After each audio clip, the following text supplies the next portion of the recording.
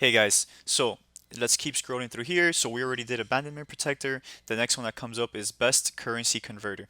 And guys, I won't even go into this one because there's really not that much to say about it.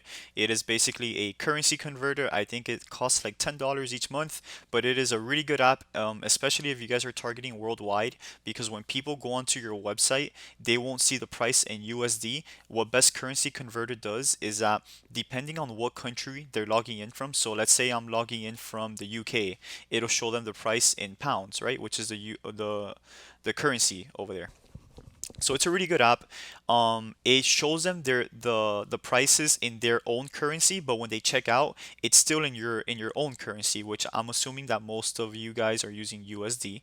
Okay, so you guys will still receive USD dollars, but when they check out, it would be shown in their currency. So it's just kind of like a little thing to increase your conversion rates, right? Because if you guys go onto a website and you guys see the prices in Japanese yen, then more than likely you guys probably will not buy because you don't know exactly how much you're paying for something, or you would have to go on Google and see what the conversion rates are.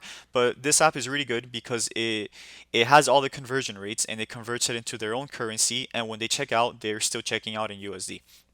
So that's why this app here is really good, and you guys should definitely have it if you guys are targeting worldwide. If you guys are just targeting US, then there's no need to have this.